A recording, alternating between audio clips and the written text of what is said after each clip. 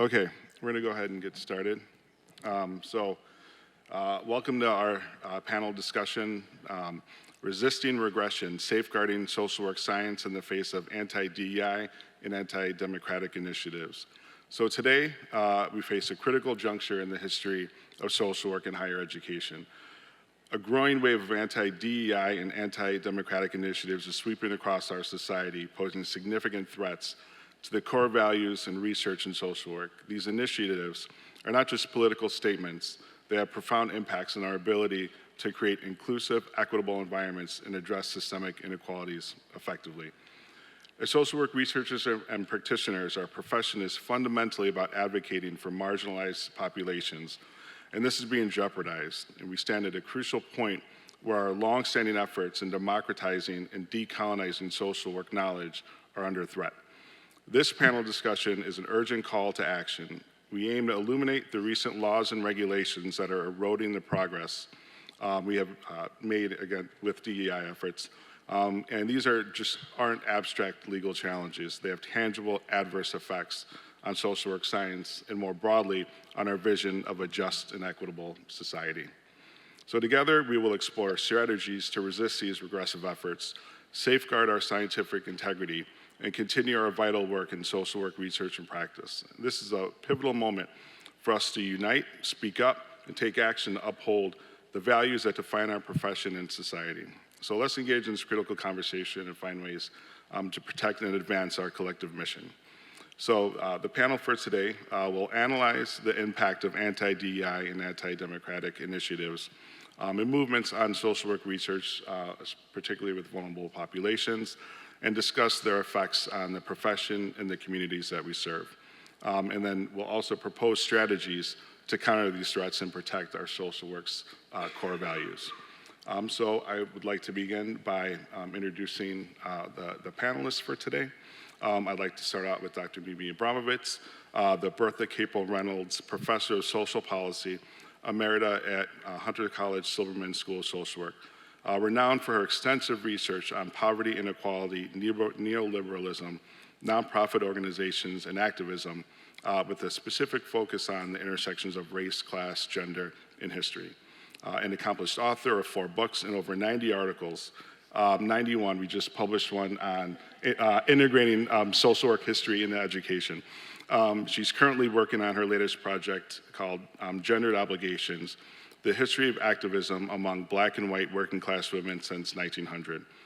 Widely recognized as both an activist and a scholar, she co-chairs the Voting in Social Work campaign, a national social work mobilization effort. And her distinguished career has been honored with 19 awards, including the Lifetime Award for Excellence from Hunter College in 2021, and an honorary doctorate from Lund University in Sweden in 2022. I'd also like to introduce Dr. Jerome Schiele, who will be joining us remotely for today. He's a professor and chair of the PhD program at Morgan State University School of Social Work. He brings over 30 years of experience in higher education, including professor and dean roles at Bowie State University and the University of Georgia. His research delves into social policy analysis, racial oppression, and cultural diversity and competence. A prolific writer, Dr. Schiele has published extensively in academic periodicals and books, including Human Services and the Afrocentric Paradigm, Social Welfare Policy, Regulation and Resistance Among People of Color, and A New History of Social Welfare that will soon be released in its eighth version through Oxford University Press. His teaching areas encompass social welfare history, policy analysis, cultural diversity and competence, and social work practice theory. Dr. Stephanie Lechuga-Peña is an associate professor in the School of Social Work at Arizona State University. Has more than 20 years of experience in social work practice, working with low-income youth and families, drawing on critical race theory, Latino and Latinx critical race theory. She examines barriers and facilitators to educational outcomes in the Latinx youth experience. Her research has 2 primary intersecting aims: to explore culturally responsive interventions with Latinx families to reduce educational barriers by fostering parent-child relationships and improving health and well-being. Also, Latinx, and Chicana identity related to education. She's also a leader in DEIA in social work education, post-secondary institutions, and the child welfare system in Arizona. Dr. Autumn Osher BlackDeer is a queer anti-colonial scholar activist from the Southern Chain Nation and serves as an assistant professor in the Graduate School of Social Work at the University of Denver. Her scholarship illuminates the impact of structural violence on American Indian and Alaska Native communities. Dr. BlackDeer centers Indigenous voices through her research by using quantitative approaches and big data as tools for responsible storytelling. Dr. BlackDeer is a racial equity scholar with an emphasis on Indigenous tribal sovereignty and is deeply committed to furthering anti-colonial abolitionist work. And I forgot to say, my name is Justin Harty. I'm an assistant professor at Arizona State University. Thank you, David.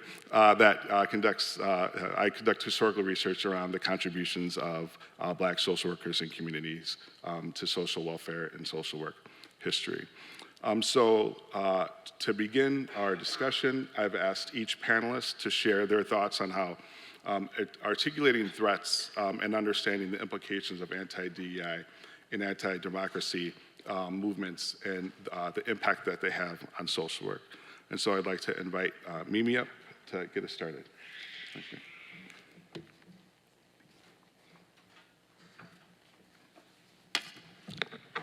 Thank you, Justin, and thank you for inviting me to be part of this illustrious panel.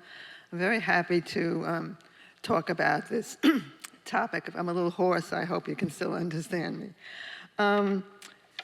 As co-chair of the National Social Work Voter Mobilization Campaign, better known as Voting is Social Work, I often ask myself, how does voter suppression, election subversion, and false voter fraud claims affect our democratic institutions, especially the right to vote?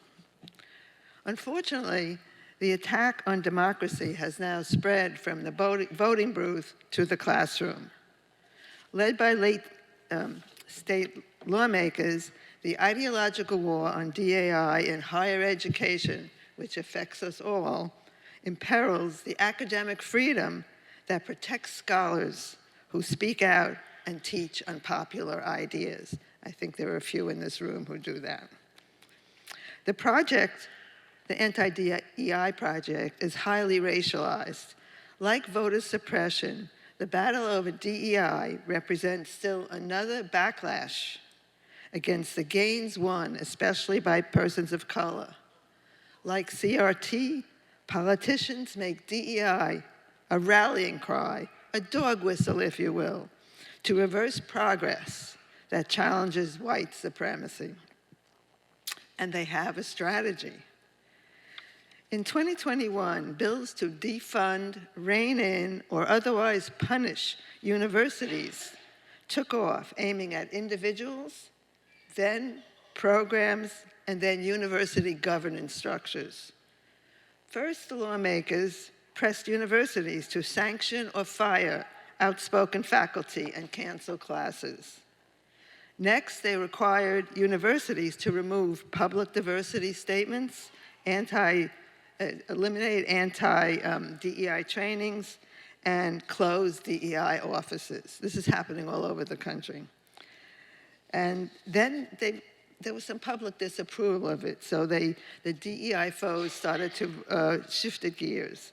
They moved from focusing on visible individuals and popular programs to the less visible and more bureaucratic university governance structures, such as faculty autonomy, tenure, accreditation, and others that protect academic freedom. Those that do not go along with this war on university independence risk retaliation, prosecution, and other punishments. I'm sure you've heard about this in the news, but it's not just Florida. In 2023, lawmakers introduced 207 anti-DEI bills, up from 137 in 2022 and 54 in 2021. As of November 2023, 22 states had 40 such bills on the books and more punitive ones in the wings. The amounting assault includes the better-known state bans on teaching about gender, sexuality, history, and especially critical race theory in public schools. From July 2021 to June 2023, PEN, the organization of a writers' advocacy organization, recorded 5,894 instances of books being banned across 41 states and 247 public school districts. According to national education statistics, these laws could affect some 1.3 million public school teachers and 100,000 public colleges and universities. So what are some of the implications of this? Well, you all know that academic freedom is indispensable for research, teaching, and advocacy in higher education and for democracy in America. Penn describes the anti-DEI initiatives as an ed scare, or the most severe intrusion into free expression on campuses since McCarthy's Red Scare in the 1950s. I assume everyone knows that reference, or old enough to know that reference. In both periods, the government imposed ideological control over what we can read, learn, and think, and placed academic freedom and democracy at risk. Today, the fear generated by the new state laws, dubbed educational gag orders by Penn, has created what is known as the chilling effect, and this is what brings it home to everyone in this room. That is, when faced with vague and difficult to interpret laws, we faculty, understandably steer clear of DEI, words and deeds that we think might get us into trouble. Put in other words, we self-censor or voluntarily limit our syllabi, critical thinking, independent research, and otherwise give up some academic freedom. And this is not a small thing. The data show that these fears press many faculties to play it safe. Surveys find that a majority of faculty worry that someone might misinterpret their words and cost them their grants, publications, if not their jobs. About a third self-censor, fearing how staff, students, and administrators might respond.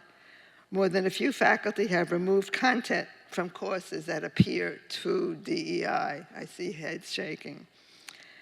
Fear of government also would lead some university administrators to ditch DEI initiatives, to fire or penalize faculty, and otherwise dodge the bullet. To protect their budgets, administrators review syllabi, cancel classes. They're forced to do this. Suggest that faculty proceed with caution and do not protest, as we're doing here today, these anti-DEI initiatives. On the political front, and this is really important, from this self-censorship that we do transfers the enforcement of DEI mandates from elected officials to ourselves. This in turn hides the state's tactics from public view, hides it. Lawmakers hope this shield will take them off the hook. We won't notice what they're doing.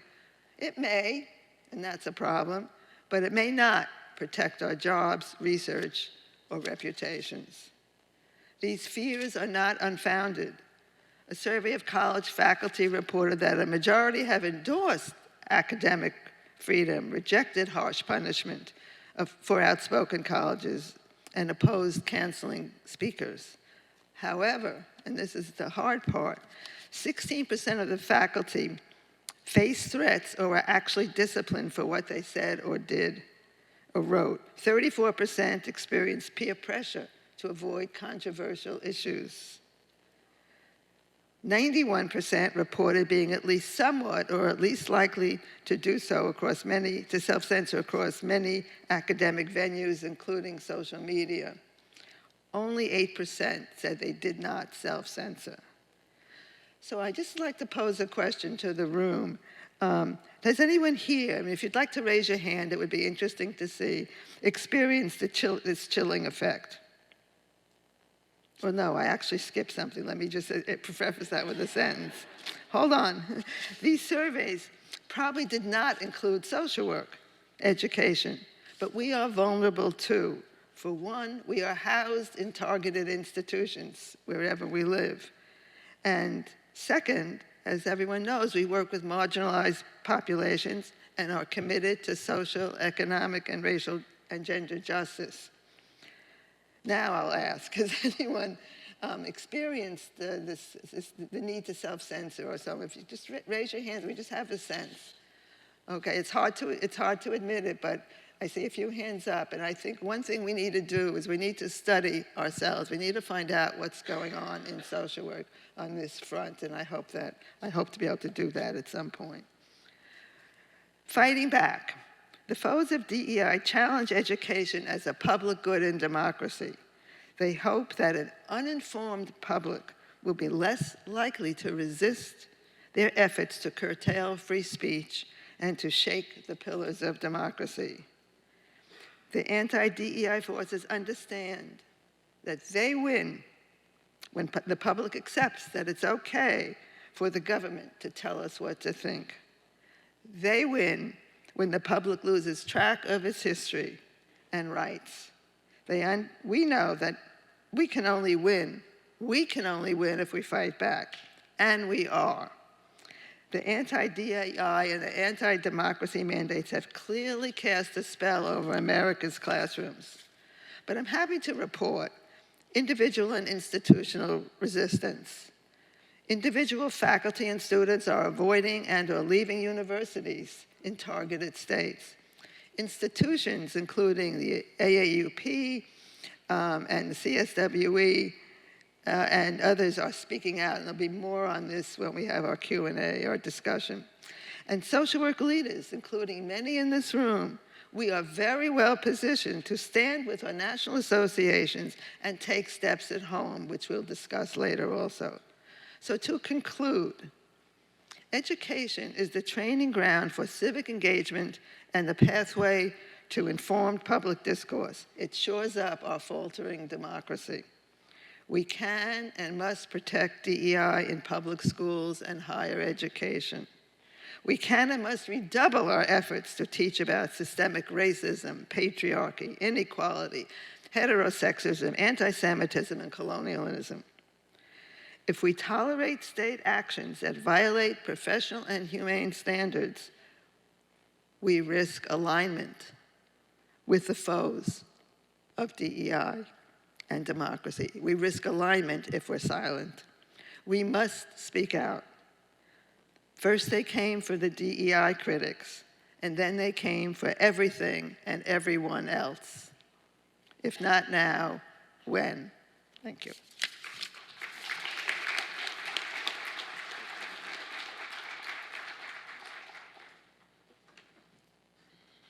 Thank you, Mimi. Now we'd like to invite Dr. Jerome Schiele to share his thoughts. Thank you very much. Again, Justin, I thank you for the invitation. I'm sorry I couldn't be there personally, and but I'm here thanks to modern technology. I have taken a slightly different approach. Justin and others, we were asked to identify threats to DEI and anti-racism.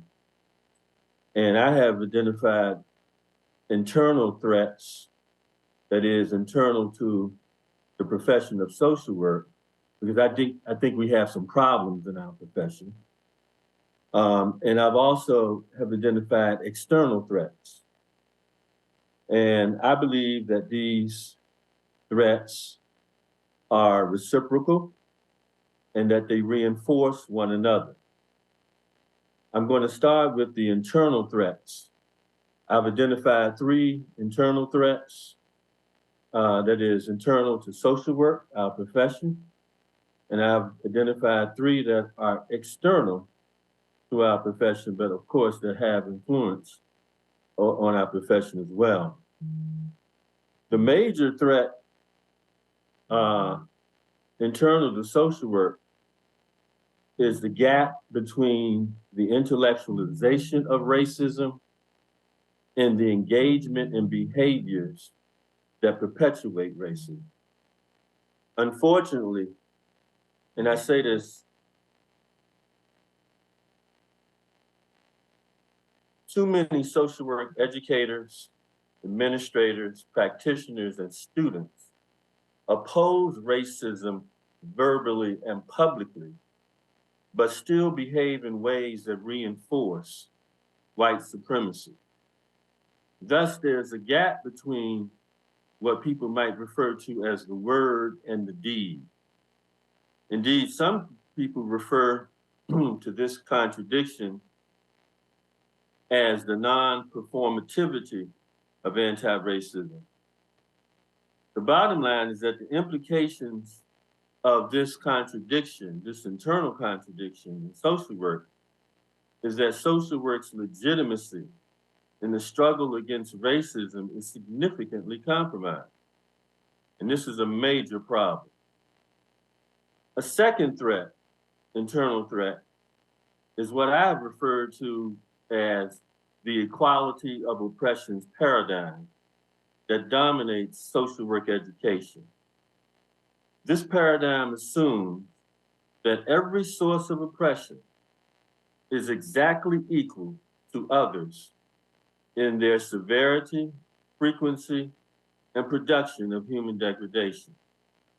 It is assumed that no one form of oppression is worse than the other because it is believed that all forms share similar causes, manifestations, and consequences. Although the equal oppressions paradigm is progressive and inclusive, and I believe it is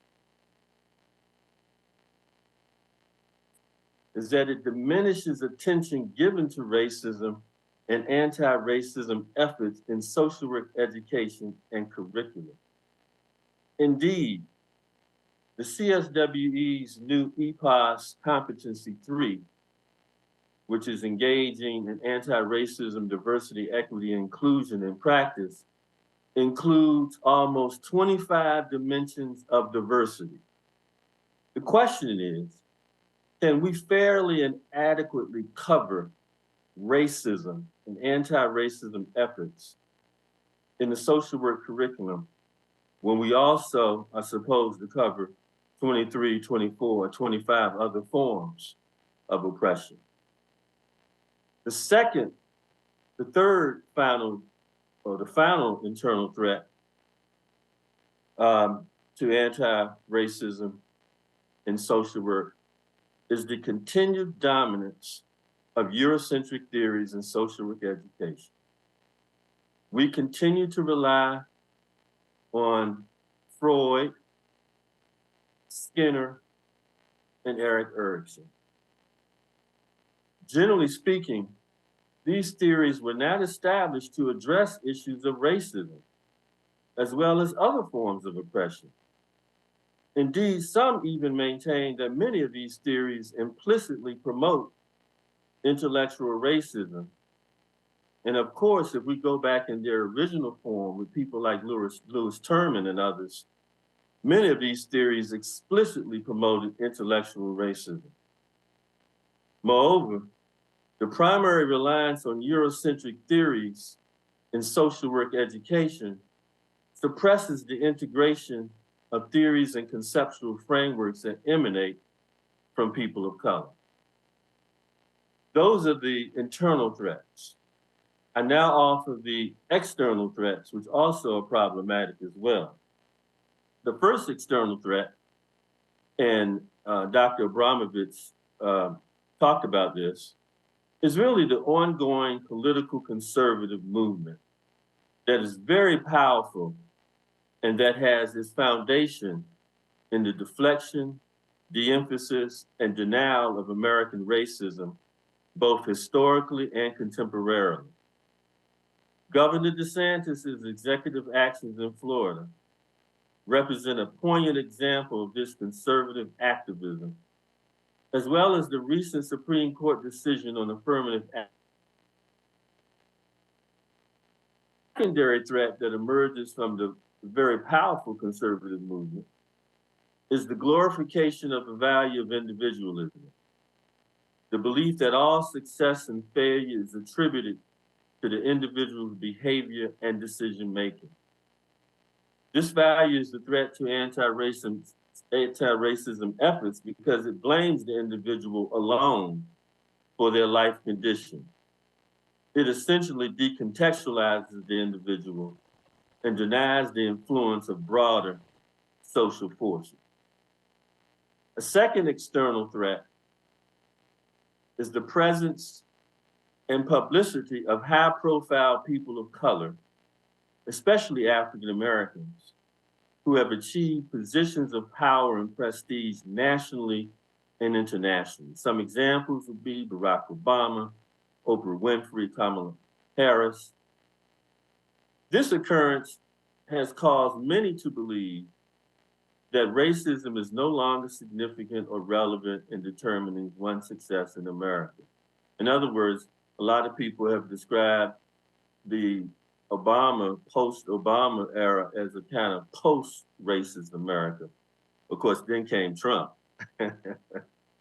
But nonetheless, if one believes that racism is no longer significant, then there's no need to support social policy interventions to address racism. Indeed, this perspective, which can be called the declining significance of race paradigm, was really popularized by a Black sociologist by the name of William Julius Wilson. And I think it's beginning to also dominate in some segments, of course, in academia as well. So there's this image now, because of people like Barack Obama and Kamala Harris, that all is well, and that essentially, if you're Black in America, you can make it in America. The final external threat is the persistent belief in the innate or genetic intellectual and moral inferiority of people of color, especially Black people. This belief precludes attention given to social interventions such as social policies that could reduce racial injustice and equality. However, by believing that Black people and others are innately inferior, any efforts towards resolving the problem of racism are viewed as futile and wasteful because, as Herbert Spencer argued in the 19th century, there's no need to intervene because people are innately inferior.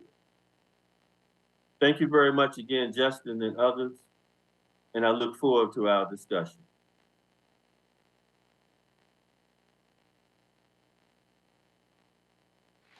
Thank you very much, Dr. Schiele. I appreciate especially the focus on the intersection of racism and that. I'd like to invite up Dr. Lechuga-Peña to share her thoughts.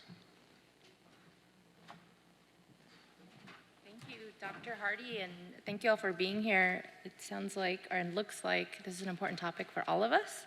So I'll just talk briefly about DEI and what it matters for the context of Latinx populations and families, and a lot of the work that I do. But as my esteemed colleagues already talked about, this anti-DEI legislation that has been proposed, that has actually been enacted, is really in light of the Supreme Court's ruling on affirmative action that occurred in June.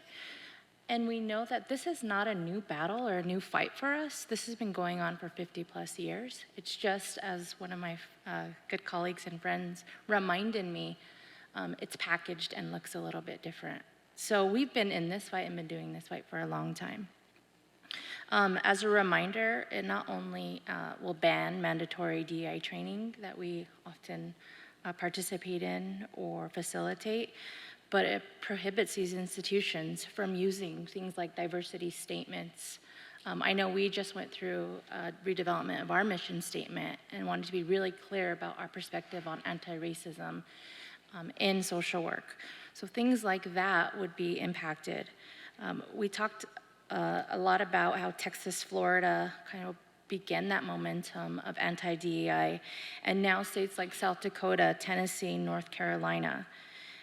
These are major threats to what we do as social workers and within our field.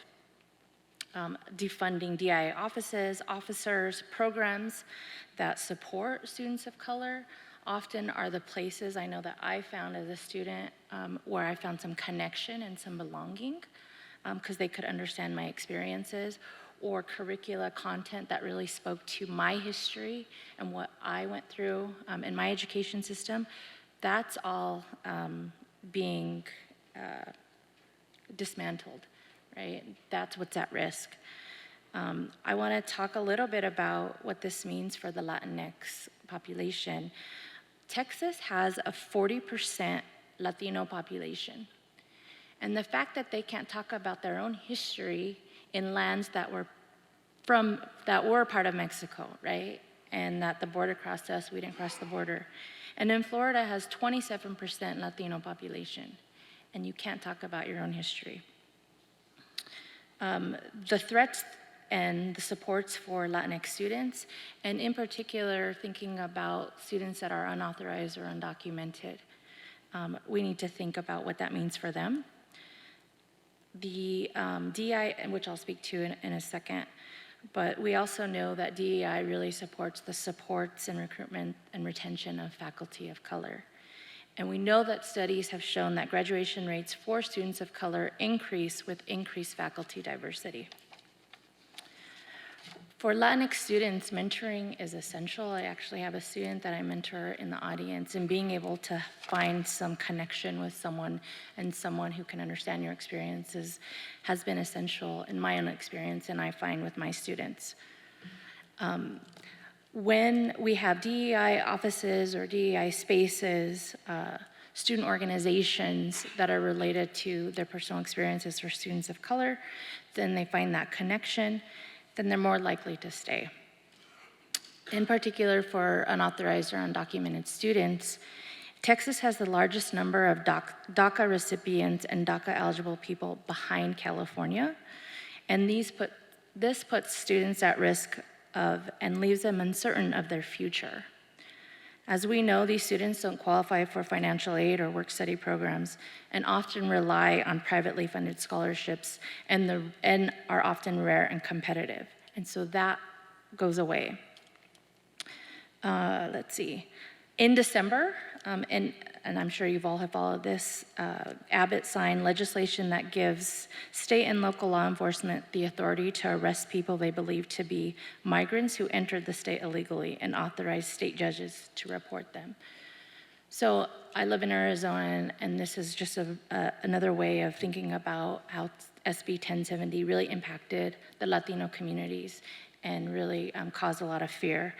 And while we don't have SB 1070, the effects of it are still being seen to today. We know that racial profiling of Latinos is happening and will continue to happen in states like this. Latinx faculty represent 6% of the faculty nationally, and full-time professors represent 4%.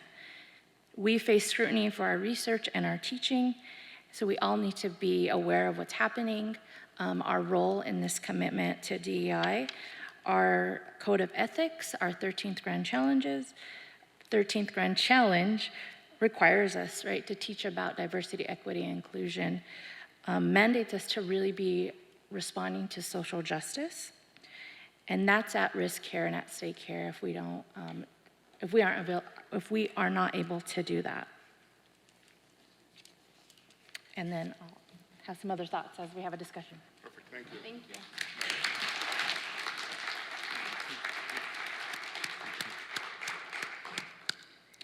I'd now like to invite Dr. BlackDeer up to share her comments.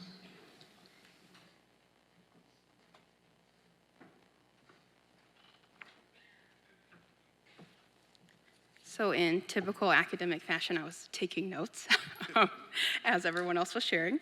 So I don't have as beautiful, organized thoughts as my illustrious colleagues, but I'll just share a couple ideas, and then we'll tease it all out in conversation later.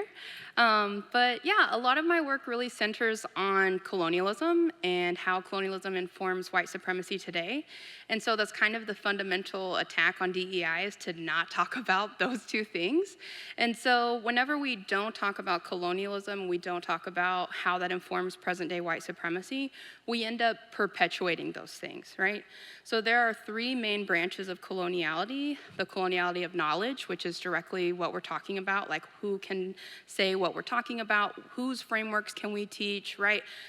What are the ways of knowing?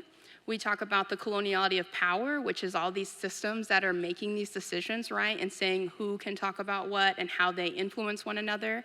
And then we have the fundamental coloniality of being, right? Who counts as a person, right? Whose histories do we get to notice, right? Who gets to belong in these spaces? And so for me, thinking about issues of anti-DEI, anti-democracy, they're all connected to fundamentally colonialism, right? And so for me, whenever we're thinking about how this impacts Indigenous students and Indigenous faculty members, we have to know that our ways of knowing and our ways of being in the world are fundamentally at odds with these white Western frameworks, right? We value our lived experiences. We value traditional knowledge and wisdom, right? Even concepts like generational trauma, we can't even talk about underneath these anti-DEI sorts of things. So whenever we start to think about how is this a threat? To me, that's the entire foundation of my social work journey, right? I'm an Indigenous social worker. I've been mentored by fellow Indigenous social workers, and our kind of fundamental theoretical orientation praxis framework is around decolonization, right? So fundamentally, decolonization is really undoing colonialism, but to undo it, you have to know what it is, right? And so being able to talk about it openly, to say, we didn't just move over whenever settlers arrived, right? I've even gotten in trouble on the internet, which, whatever. I've gotten in trouble, they're like, it's rude to call people settlers. And I'm like, I could call them colonizers if you don't prefer settlers. But even talking about things like that, right, you get in trouble for. And so this kind of deciding what we can talk about, who gets to talk, all of those sorts of things, it literally is replicating colonialism, right? So if you're unfamiliar with the legacies of colonialism against Indigenous communities, we were, I'll spare you the whole story, but essentially, one key part was to take Indigenous youth from our homes and put them into boarding schools, right? So Native youth have this sort of history of complicated relationship with institutions of higher education, because a lot of these places ended up becoming like the places that we're at right now, right? And they're saying there are our ancestors' remains still on the grounds and all of these sorts of things. But that's always been a tool of colonialism, is to help to tell people what to think, how to think, that kind of assimilationist framework. And so whenever we're saying we're not gonna talk about the past and don't make people feel bad for what their ancestors did, I'm like, I'm not trying to make them feel bad. We're just talking about the history. That's their own work that they need to do if they feel bad about it. That's a whole other talk though, so I'll leave that for now. But yeah, as folks have already touched on, kind of thinking about what this means for academic freedom. I'm the junior scholar voice on the panel next to my dear friend Justin, and thinking about what that means for tenure. A lot of us are supposed to know our place and not speak till tenure. My folks are dying right now, so I can't wait 5 years to tell them what's up. I'm in the academy for my people. I think that's why we're all here, to really help our communities that we're from and to just improve the world, right? And so this kind of notion that things are intensifying right now, sure, but like Stephanie was saying, we have been in this fight for a long time. Indigenous folks were not ever supposed to be in institutions of higher education, so hi. So just being a junior scholar and saying we're not playing it safe, we can actually do a lot more. And so I'm excited for our discussion about tangible strategies, because I know we all have some really great ideas. And you know, if you know me, I'm always ready to flip a table. So thanks.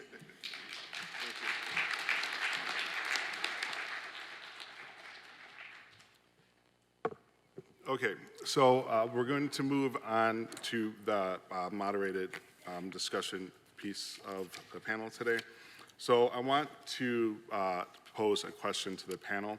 And so these are going to be focused on kind of ways that we can confront and address these threats. So my first question is, in the context of increasing anti-DEI and anti-democratic movements, what conscious, actionable strategies can social work researchers adopt to effectively combat these challenges and maintain the integrity of their work?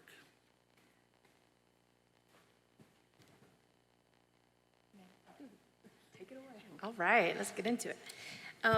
So I was really thinking about this, like, what am I doing and what has been tangible to, right, provide some knowledge. But we have to know that this is happening, first of all. So this room should be full because we all should be caring about this issue. Because it's right in our backyards, even if it literally isn't right in our backyards where we have legislation at hand.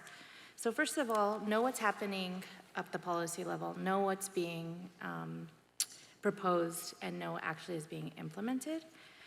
That's the first step. The second step is we need to know what's happening within our institutions and in our field, and what is our response, because we need a collective voice.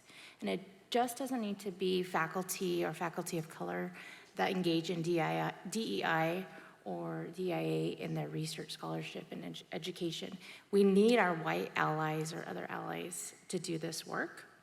We can't do it from an individualistic perspective. We have to think of it as a collective perspective. We also have to think about the way we teach and what we're teaching, and thinking about the curricula that we draw from. My colleague Jerome spoke to this. Often, we learn from one dominant way of knowing, and there's multiple ways of knowing with different critical theories, different methodologies that really speak to the experiences of people that we're working with and marginalized or historically excluded communities, and understand and center those voices, and they are their own experts of their experiences. So we need to think differently about our social work education and what we acknowledge as ways of knowing to begin with. And then the last thing I will say, yes, as you know, luckily I have tenure now, but pre-tenure, right? Thinking about who's accessing our information, who's accessing our knowledge, and through publication. It's gotta be beyond that, beyond the white ivory tower in academia, to accessible ways to communities to hear what's being said about them and for them. And so we need to be able to allow some of those forms when thinking about tenure and promotion and what we value. Yeah, just to add to those ideas, I think we have to understand the debate in terms of what I was talking about earlier, the debate. There's the opponents of DEI. They regard this work and the policies as divisive, otherwise objectionable. They argue that DEI fringes on free speech, access to information, and misuses public policy. Those are some of the arguments of our opponents. The supporters say, hey, no, this is an effective strategy to repair decades of exclusionary policies and practices that excluded communities of color from their campuses. And DEI supporters say that it promotes access to ideas and opinions needed for healthy research, teaching, and advocacy. And this has been said many times today already. DEI provides more accurate historical accounts and prepares students to function and succeed in a complicated world. So those are little tidbits from the arguments. And then I just want to add one more thing about the fight back. I think, I tried to make an argument that we need to speak out. And it's not going to be easy to speak out when we're afraid of losing our jobs, our positions, our funding, our grants, our reputations. We've seen some very well-known figures get hurt in this way in the past year or so, if you follow the news. Well, it also happens to many people like us in this room who aren't so well known, and the media doesn't cover us. So, so I said before, one thing people are doing is they're leaving these institutions, and that's a very strong step. An AAUP survey last year reported that 46% of Florida faculty, 46% of Florida faculty are looking for work elsewhere. And faculty in general shy away from jobs, and high school students spurn universities in targeted states. It's in October, 7 former Florida public college presidents publicly declared enough is enough. An example of how people can fight back. They're sort of talking with their feet. And I just want to read 3 quotes from some of these major institutions, educational institutions that I mentioned earlier, because they have come out and started to make statements. Don't know how long or how often they're going to make them, but I thought it would be helpful for us to hear them because they give us cover. The Association of American Colleges and Universities, quote, is firmly opposed to a spate of legislative proposals being introduced across the country that target academic lessons, presentations, discussions of racism related to issues in American history, schools, colleges, and universities. The American Association of University Professors stated that state censorship of teaching, research, and public speech violates the First Amendment and principles of academic freedom. Our very own Council of Social Work Education stated, lawmakers around the country are making it illegal to train the next generation of social workers. CSWE remains steadfast in its commitment to engage in anti-racism, diversity, equity, and inclusion, and calls upon the entire social work community and allies to protect academic freedom and preserve the capacity of our tenets of democracy.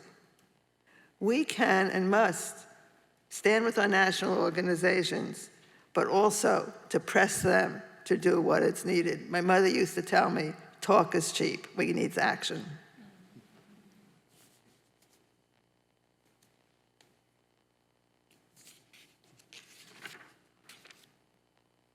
Did you have something?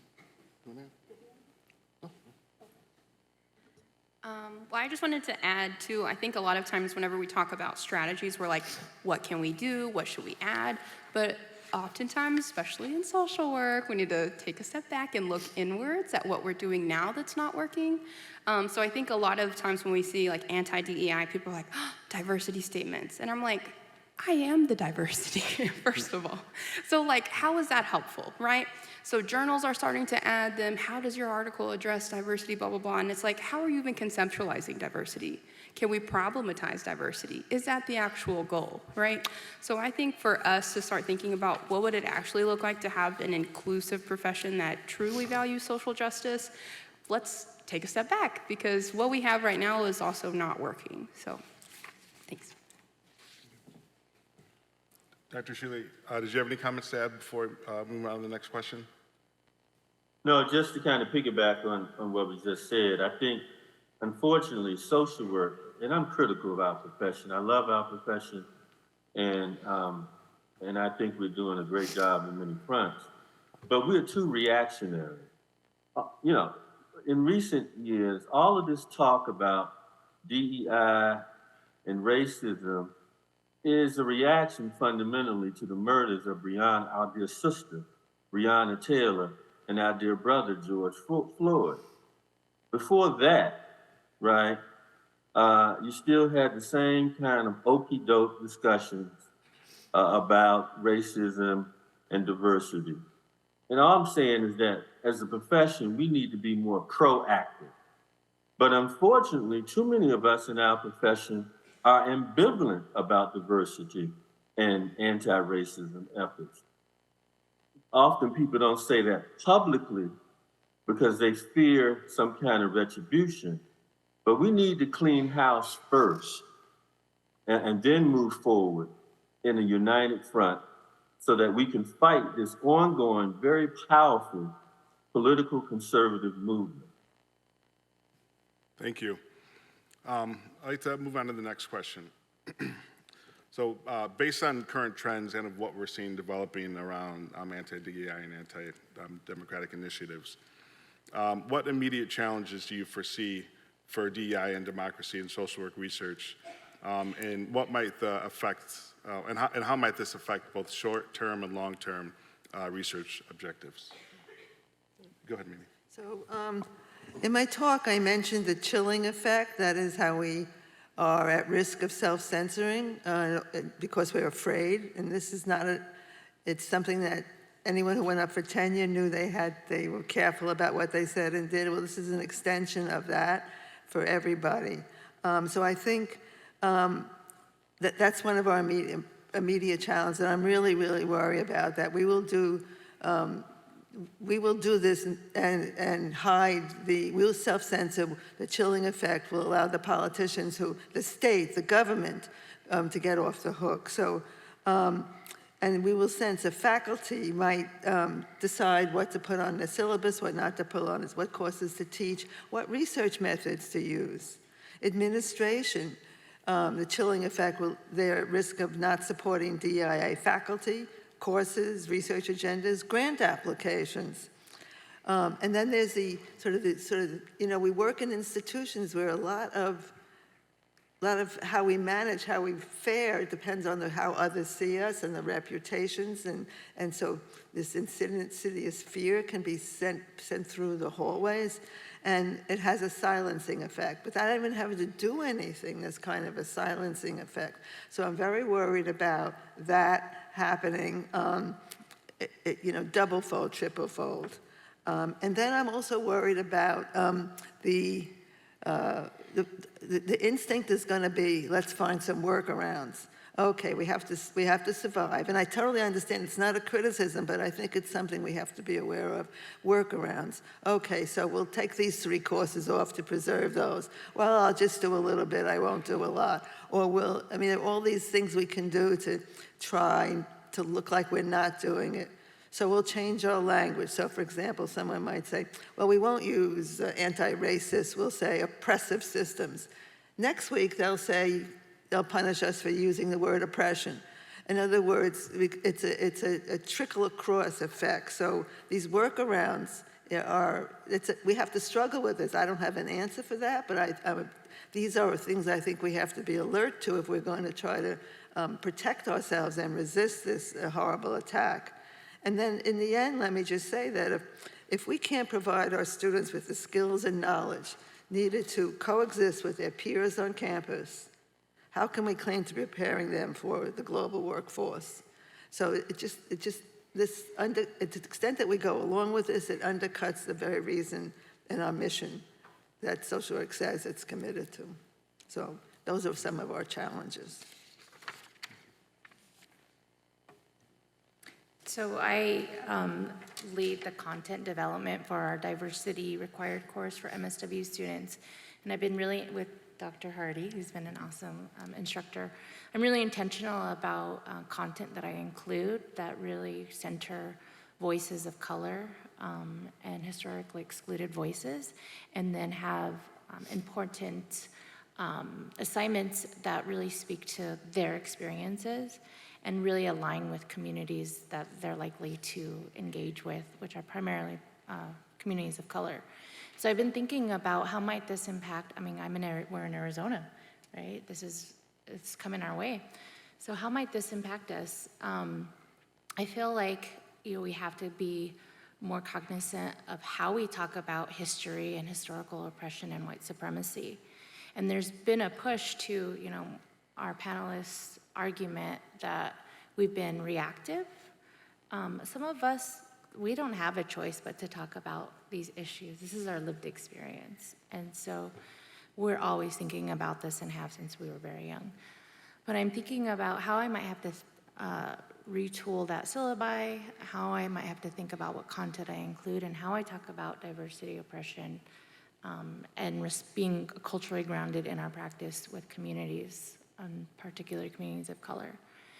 And it reminds me of, when you all, back in my day, or some of, that have been out of school much longer, like we did multicultural class, right? We got to learn about each other's differences and traditions and food and so forth.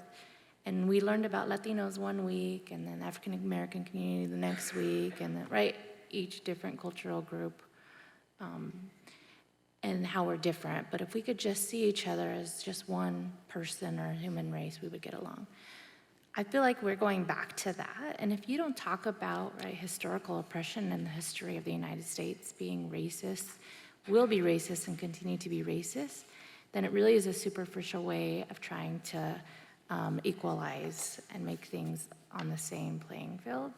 So I fear for what our curricula might shift to. I fear for the students who actually need that content, want to hear their stories.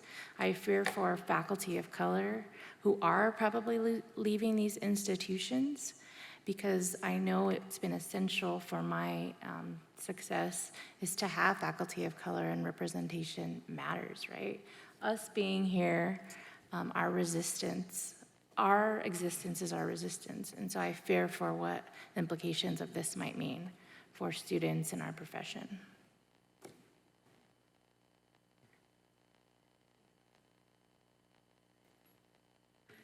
So I teach predominantly like research methods and how we think about things and how we do research, right? And so whenever we start talking about like what would it look like if we succumb to these sort of pressures, right? We get back to that sort of like color evasive sort of mentality, right? That race doesn't matter, disability doesn't matter, right? We're all the same, we're all human beings, right? And it's like, we can't actually, like, so a big problem in Indigenous data is that we're often put into the other category. They're like Black, white, Asian, and then it says something else. I'm like, shout out to us. But that category is meaningless, right? If you ever try to run stats on that, you're like, oh, well, it's statistically significant, but what does that mean? I have no idea. I don't know who's in there. Like, there was one study, it was like Indigenous people, Native Hawaiians, Bosnians, and I was like, okay, sure. So if we go down that path, we're going to be assuming that we're all the same, that we don't have different experiences, right? And so I'm thinking, like, how would we teach how to do research, right? How do we do critical quantitative things? And one of the fundamental, like, tenets of critical quantitative work is that the numbers don't speak for themselves, right? It's somebody making those choices, making the categories, deciding, what we're going to list things as, what response options people have. And so if we can't even, say oppression or different things like that, like, what are we gonna do? What's that gonna look like? And so I think folks really have to really start to grapple with, as researchers, it does affect you, right? Even if you're not doing work on race or on racism, if you're not doing work on disability, like, you still have to account for those things, right? So if you've ever been to WashU or taken a WashU stats class, we always use soup metaphors for everything. So quantitative work, every variable ends up being like an ingredient in your soup. And so, you might throw a carrot in there, maybe some potatoes, right? Let things simmer. But if we're not allowed to ask people what ingredients they want in their soup, then our models are essentially going to be like dishwater, right? So we have to think about how are we going to be able to identify the ingredients and tell people meaningfully about the wonderful soup that we're making. Dr. Schiele? Yeah, Justin, we've talked about this, and I think we just need to enhance research on what people now call oppression studies. And of course, oftentimes that research is done by people of color. And so we need to enhance attention to that. However, traditionally in social work and of course in sociology, there has been this kind of, these kind of three, the social class, Marxist, neo-Marxist camp, and then the gender camp. And there has been some tension among those three camps. Now, intersectionality is trying to fix that tension by including all three together. But historically, in the academy, there have been these camps. And what has dominated when I was in school, what dominated particularly was the Marxist, neo-Marxist camp, the Herbert Marcuse and the Frankfurt School and that group. But gladly, I've seen a change towards more diversification of research, but we still need to enhance that a bit more. I still believe that the research among people of color, particularly among people who focus on issues of oppression studies, particularly race, is still underrepresented, and I would like to see that enhanced. It's going to be difficult through funding sources, but whatever we can do to enhance that presence in our curriculum and in our knowledge base would be very, very helpful. Thank you. We're going to move on to one final question, then we'll open it up for a Q&A to the audience. So our final question for today will be, how should social work research methodologies evolve to continue making meaningful contributions in the era that will continue that it's receiving this intense backlash around DEI and democracy? So maybe if we can just hear... Justin, can you reread the beginning part of that again? I'm sorry, I missed that. Yep.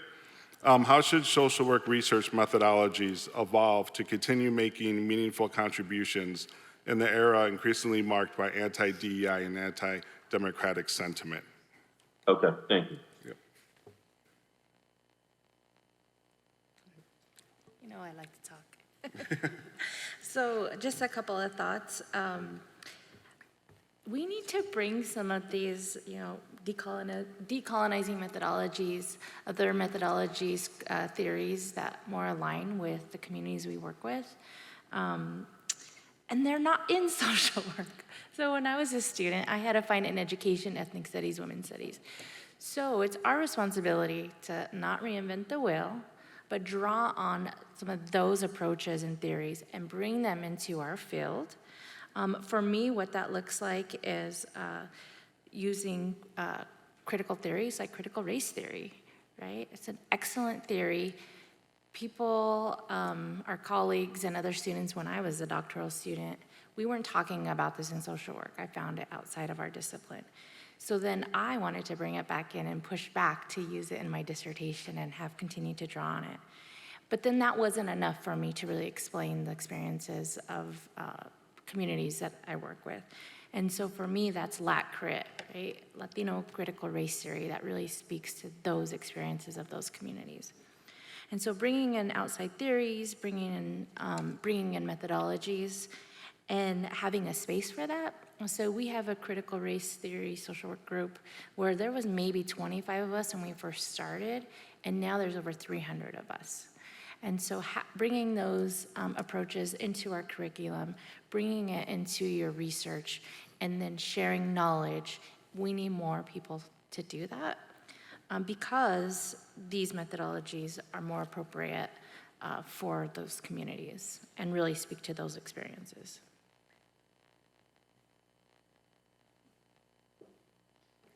I was thinking about our experience. So my wonderful doctoral student, Sierra Coy, is here. Shout out to her. We redid our version of our school's diversity course. So our school actually does power, privilege, and oppression. And so I'm like, how is that ever going to be anti-DEI, right? Like, that would be the whole course, right? And so we redid the entire course to have a section on like unlearning things, which is how I normally start classes from a decolonial perspective of like, there are other ways of knowing, who are we, how are we, approaching things, our positionality, those sorts of things. But then in the latter half of the class, we did a bunch of different frameworks for folks to see like, try something on, see if this fits for you. So we did queer theory, we did critical race theory, we did offshoots of critical race theory. We actually had Dr. Schiele's videos in our class, so a little fangirl moment. And so all of those sorts of things, just to say like, I think that's the one thing that I want folks to know from this panel and going forward in social work is that a lot of anti-DEI folks think that we want it to be a certain way, But actually, like, decolonial work and critical work is so expansive, and there are so many ways of knowing and being. And I really think that social work research methodologies haven't reflected that, right? It's always like, start with a problem, pick a population, you know, do your intervention, bust into that community and save them, write up your results, publish it in a journal, find another community, right? Build tenure off the back of that community, right? And then they never talk to them again. I have beef, it's okay. But thinking about it, like, that's literally how we teach doing social work research, right? Pick a problem, pick a population, and go. Instead of thinking about, like, how do I think about the world? How do I see myself in this problem? And how can I meaningfully contribute to that, right? So for me, thinking about what are we gonna do going forward? What should social work research methodologies do? It's really like, it's not just methods, it's not being quantitative or qualitative, it's really like your orientation to the world. And I think we miss that a lot in social work. So I'm just so happy to be in, you know, in community with folks. I'm like, yeah, that's what we do. So this is great. Yeah, that's an excellent point, because that brings in the subjectivity into the research process. And so I think that's very important. I do think, however, that there's too much dominance of the quantitative model in social work education. I understand why, you know, there was a task force in social work research back in the early 90s, and it was commissioned by the National Institute of Mental Health, because people felt at that point that social work's quantitative approach was not as strong as our cousins in psychology and sociology. And so I believe David Austin chaired that committee and others, but it was, and the report came out and it showed that social work really, its quantitative focus was very weak. The methodologies were weak. And therefore there was a lot of focus and money placed on enhancing the quantification and quantitative methods in social work research. In fact, one of the reasons why SWR was developed, as people may know or remember, was to enhance quantitative research in social work education, at least the quality of quantitative research. So I would like to see more diversification in the methods. We talk about diversity of people, we talk about diversity of theories, but we need to diversify the methods. I would like to see even a more conceptual models and theoretical development be enhanced in social work research. That is a part of social work research. And so those are my thoughts about that. I think there's too much emphasis on the quantitative model, although I appreciate the quantitative model, but there's too much dominance in that regard. And I'm saying this at a SWR conference. I can't believe it. I'm glad I'm not there. I might be jumped today. In one research methodology, I think that Dr. Schiele would add would be historical research is also Indeed. something that we need to bring in as well. Indeed, indeed.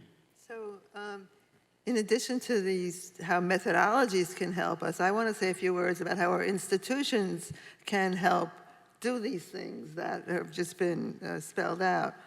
Well, first of all, our schools or universities can support, conduct, and publish research that dispels the misinformation about DEIs. We can support research on the educational impact and value of DSI, dispel the myths, why it's important. Use the best methodologies that we can, but if you don't have any support for this, we're not going to get anywhere. Another thing is that we could acknowledge and support the research of our own college's historic relationship to slavery, racism, colonialism, patriarchy, and so on. You know, our schools, we could look at ourselves, examine ourselves, and see where we've been and where we need to go. Another possibility is cross-disciplinary research. Cross-disciplinary research will enrich that project, and we can develop cross-disciplinary centers. The schools have to fund them to provide the opportunities for researchers to do all this kind of cross-fertilization and collaboration, and then support the centers, not just individual projects, because if you support the center, you get much more of a collective, much more of a cross-fertilization than if I do this and I pick you to collaborate with. So the idea of developing these centers is another idea. And then to reward faculty, staff, students, and alumni who do this work, reward them with money, but also with honors, recognition, and so on, especially for faculty who would have a hard time getting those honors and getting that money, which is usually the marginalized faculty. But anyone who does work in this area is going to have a hard time. And then, finally, support DEI in our strategic planning processes when we're actually planning what kind of research agenda, what kind of curricula, what we want our schools to be and become. Let's include this and not just add it on at the end. And yes, and add on and stir, and that's the end of the story. So I think that it's both the methodologies, but unless we get our institutions to back us with this in these kind of ways or other ways, we're kind of like spitting in the wind. All right, at this time, we'd like to open up for Q&A. Sorry. Can you hear me? Oh, sorry. Okay. Yeah. All right, when I started this, my name is Monty Angel Richardson. I am a third-year PhD candidate at the University of Toronto, but I live and work in New Mexico at the University of New Mexico as an institutional researcher. UNM is a Hispanic-serving institution. 50% of Albuquerque campus is Hispanic, Latine. And I also work as an institutional researcher at UNM Gallup, which is a tribal college and university, 70% indigenous. We're fortunate right now that New Mexico is resisting these policies and these changes, but at any time they could change, and there's a real concern about enrollment. So as an institutional researcher, I have access to all the faculty, staff, student data longitudinally at those universities, and I'm trying to make kind of like an enrollment map that shows how things have changed in terms of when DEI was implemented and forecast out using ML, how it might look over time. And I'm just sharing this story because I'm a social worker, but I'm also a data scientist. And I think it's really important for us to be in roles and positions of power during this time. There's not a lot of voices like us. If I'm not always reminding the provost that this is important, nobody else is gonna do it, right? So I think it's really important that we have those roles and find allies. Right before this, I got an email from USED. They're looking to do a study on why there's barriers with their partnership with minority-serving institutions. So if you are at one, you should be a part of that study because they really want people to know why that's happening. So yeah, just find your allies, speak up, and continue being involved in leadership. Thanks. Thank you. I really just wanted to make a comment as well. I think one thing that we can do in academia around this issue is to stop silencing our scholars of color who are bringing their various intellectual experiences. I will say that as a junior faculty at my first academic appointment, I was told outright that an article that I had submitted for review with this group that we had was editorial. And that was the part where I was explaining how social work had recast a lot of stereotypes about Black women as social work tropes, and that we had to identify these. And then, I went on to kind of explain some things. And I was told, and actually I appreciated this because it helped me get this article published. But I was told by other people in the group that it made them feel like I was calling them a racist, and it made them feel uncomfortable. And that's probably why my article wasn't being published, which was true. And so I did appreciate that insight. But then somebody who was really helping me, so this did not come out of a bad place, pulled me aside and said to me, basically, not in these words, but basically, you ain't nobody. You just got here, right? You haven't published anything. you can't write this because you ain't nobody. And then what she actually said was, you have to build your soapbox before you stand on it. And I thought, wow, okay, so people like me have been excluded from this kind of space for all these years. So that's why I'm just getting here, right? Did you not bring me here because you needed not just my face, which isn't really brown, so maybe you don't know I'm a person of color, right?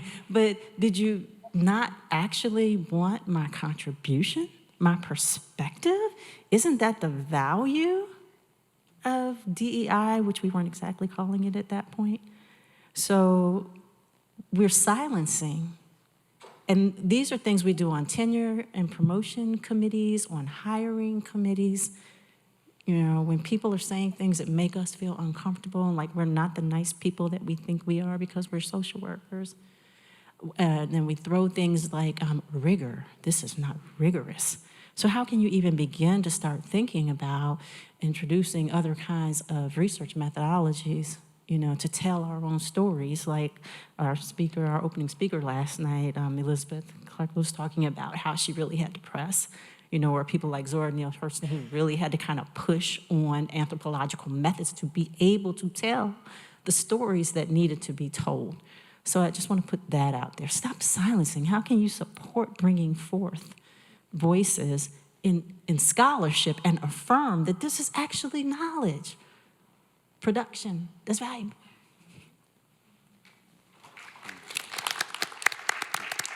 Yeah, I agree with that 100%. I just wanted to say again, and thank you, Melissa, Dr. Littlefield. It's good seeing you. That's my colleague at Morgan State University. But you know, there is this Eurocentric bias in the academy, right? Look at where we start historically, the Greco-Roman period, right? Now, there were people who existed 2,500, 3,000 years before the Greeks appeared. But we start with the Greco-Roman period. That's just an example. But there is this Eurocentric bias. It is being chipped away. And I like the concept of decolonization. And it is being chipped away. But we still have this bias towards knowledge that really affirms and reinforces the experiences and interpretation of many people of European descent. And that's a problem. And it's something that we need to address. And I think we are addressing it in social work education. Maybe not as expeditious as we would want to, but I've seen a lot of improvement in my 34 years as an educator, but still, we haven't reached the mountaintop, so to speak. Thank you. Dr. Detlef? I think that the conversation about the silencing and the chilling effect resonates a lot right now. And I'm wondering what the panel thinks, and particularly what they think we should do about the silence in social work, particularly among our leaders and professional organizations, about the genocide happening in Palestine.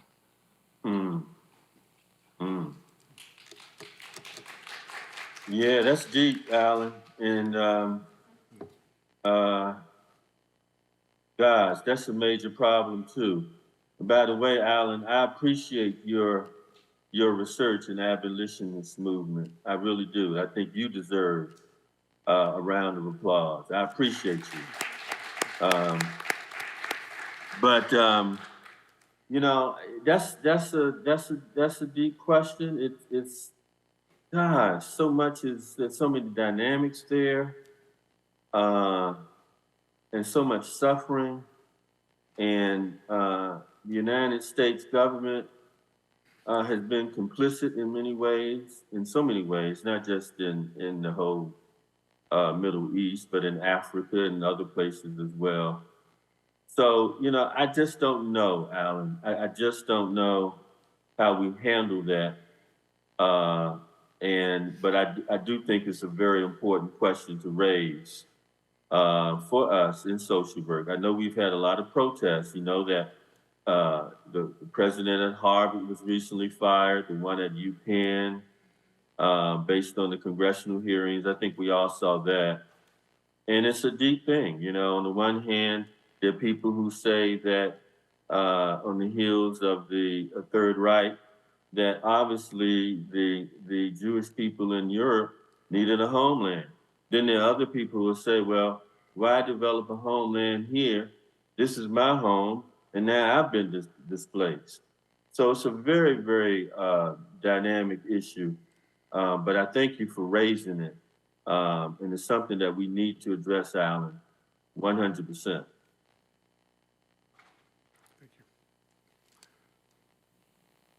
Hi, everyone.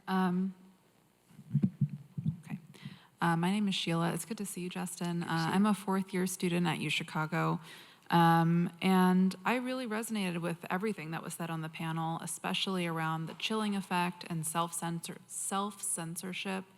You know, I'm a queer person, I'm a South Asian person, and all of my work is on gender-based violence and anti-carceral feminism and intersectionality, and it influences everything that I do. I'm a therapist, I'm working with queer youth of color, and so to not be able to talk about these things makes no sense because that is my work and my life.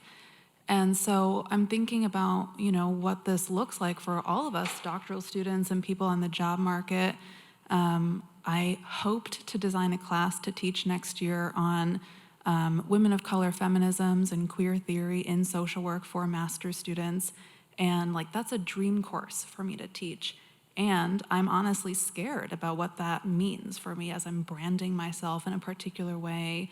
And, you know, I don't know where I'm going to end up and what the state policies will be in a particular place. And so I don't want to be making decisions out of fear, for sure.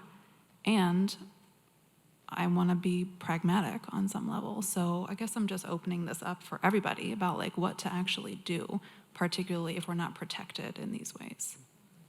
You know, first I want Autumn to respond to that question, but you know, Autumn and I meet frequently to talk about charting out our path towards addressing racism and colonialism.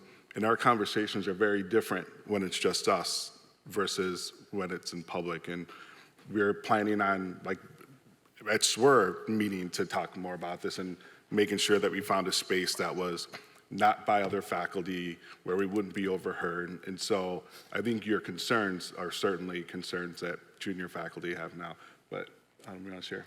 Yeah, well, I was definitely thinking too, like, we don't talk about the kind of assumed risk that we're taking whenever we are kind of public scholars, right? Like, I have a folder in my email now entitled Hate Mail, and apparently you're supposed to keep that stuff because God forbid something happened to me someday, but it's like, I'm hesitant about even posting that I'm going to be here. I don't want people to know my location. Like, I'm also a survivor of sexual violence, so all of these things just kind of coincide at the same time that I'm like, it's a risk, right? It's a risk to have, you know, you could just Google decolonization and social work, and one of my lectures is going to pop up, right? And then they're like, who's this girl? You know, like, and then people can find your email and email your dean and all these other things, right? And so there's a lot of conversations that Justin and I have about this kind of precarious position of being a public scholar, right? And that's kind of, even if you don't want to be a public scholar, right? Like, the university will list your classes, or, you know, like, students can say, I took your class, you know? So there's really no way to kind of batten down the hatches in a way. And so we have to think about how that's really limiting, like, along with the mass exodus that Mimi was talking about. It's like, there are a lot of places I wouldn't even consider applying to, right? Like, predominantly Christian universities, private, you know, certain other private places, right? Public institutions. I love the University of Oklahoma. That's my alma mater. That's my mom's alma mater. They just passed the anti-DEI thing from Governor Stitt. They're like, absolutely no DEI. They stripped the whole thing. That's a big R1 school of social work. And what are they going to do? They have an entire indigenous social work contingency of like, well, what are you going to talk about if you can't say sovereignty, self-determination, right? All of these sorts of things. And so I think, like, and also in the conversations that Justin and I have, like, it ultimately ends up being more about, like, your safety and where you can feel like you can actually live and do meaningful work and also somewhat be protected. So I chose Denver because it's a private institution. It's also on my tribe's traditional homelands. I'll write a paper about it, don't worry. But it has somewhat of that kind of insulation because they're not tied to state things, right? Like a state school would be. But that doesn't to say that the state still can't pass something to say you're not allowed to do this, whatever. So I think you really kind of have to, I told people on the job market that. I was like, first of all, I would love to come to your school, but I don't feel safe there, you know? You have to think about your personal values, where your family can be, right? Like, at the end of the day, this is a job. Other people clock out and go home, right? And if you don't feel safe going home, like, what are we doing, you know? So I'm happy to talk more after this in a less broadcast setting. Thank you. Mimi? Yeah, I think listening to this, it seems to me that it shouldn't be up to individual faculty to solve this problem for themselves. It's an impossible situation to be placed in to say, well, am I going to speak out or lose my job? I mean, it's just, or lose my tenure. I just think, I know that's the situation everybody's in, and I don't know quite how to avoid it, but I think I'd like to suggest maybe a little bit of a strategy that just occurred to me, but maybe one thing that might happen is that people who have, if you're in an institution, and see if you can find the other people who have been affected this way, or if you know them already, call them together and start talking about it. Share it with each other, at least, even if it has to be in private, like Justin said. And if you get enough people, then I would go to the administration and say, look, it's not just me, it's all these people, and maybe you too are being affected, dean or administrator, because you can't, you agree with our values, but you're afraid you're going to lose funding from the government, state funding and so on. And then try to build some collective support for opposition, collective support for problem solving around this, because one by one they'll knock you off. They'll knock us off one by one if we're not somehow unified. It's sort of like, you know, if a worker wants to protest low wages, you can't do it by yourself. You have to form a union. So this is the same idea of develop some collective power. And I don't mean to be obnoxious when you do this. I mean, do it in a very reasonable way, but just let the administration know that your faculty is being silenced, and they probably know it already, but if you speak to them about it, after you speak to each other, and make sure you have 3 or 4 people who can go with you and go talk to them. Don't do it by yourself, because that's not going to help it. Get a group of people to go. But that means first being willing to own up and maybe have phone calls or emails with people who you think, and see if you can get some support for some collective discussion with the people who have more control over the institution. Unfortunately, well, we're coming up on time, but it looks like there's 2 more questions. So if you can just pose your question as a statement for people to consider briefly, we'd appreciate it. Hi, my name is Lizzie. I'm a practitioner in Rochester, New York. I took Policy 1 with you, Dr. Abramovitz, at Silverman. Nice to see you. I am thinking about the firing of the Harvard president and Penn and MIT, and this tactic of going after your work, and going after your work specifically for plagiarism, and wondering about how, especially as a society for social work research, how you can come together and say, we will not cancel us, you know, and that this is not a strategy that we will stand for, even though at the same time you demand academic rigor and making sure that you do place yourself in the conversation with your colleagues. And I wonder, how fruitful that could be. Thank you. Okay, I know I have just 30 seconds probably. Yeah, my name is Amir Jamal. I'm associate professor at the Faculty of Social Work, University of Calgary, Canada. I'm also Mimi's student from Hunter. I took a course with her. So a quick comment is that if it's chilling effect, if it's emotional burden, whatever it is, but this is what we have no choice. We got to do it. And one day I was teaching a very kind of, probably in a very emotional way or a bit loud. So one of my professor, senior professor, Dr. David Est, he just came to my room, he opened the door, and he said, Amir, generally people teach, but black men preach. So this is what we got to do. This is and the best way to do is, I think Mimi already mentioned, is in a collective way. So we need to, in our departments and our faculty, and we did it. We came together, our colleagues from different backgrounds and from minority backgrounds, and I would say we changed the color of the faculty. And I led a redesign of the program, of a graduate program which is based on anti-colonial, indigenous worldview, anti-oppressive worldview, and it worked very well. So this is basically the way that we need to come together and doing it. But one last point I want to mention, which we are not doing good, is that in most cases, we are in our own pockets, working in our own areas, which makes sense. Like being a Muslim, I'm more into Islamic and Muslim pieces. And similarly, my colleagues, like my black colleagues and indigenous colleagues in their own. Somehow I think that why don't we come together for this EDI, we call it EDI approach. So there's just one point I wanted to mention. Thank you.